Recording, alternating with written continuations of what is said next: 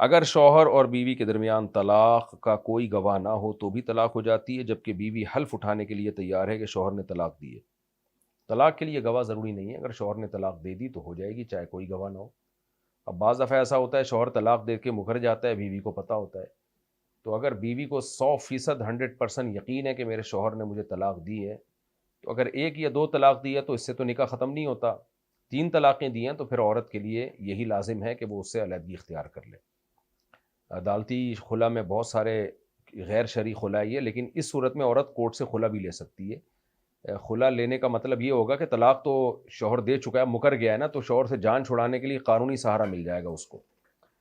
باقی شوہر پر واجب ہے کہ اس نے اگر دی ہے تو وہ اقرار کرے، کیونکہ ورنہ بہت بڑا گنہگار گار ہوگا۔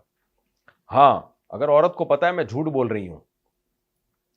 تو پھر وہ شوہر سے علیحدگی نہیں اختیار کر سکتی، بلکہ عند اللہ وہ مجرم ہوگی اگر علیحدگی اختیار کر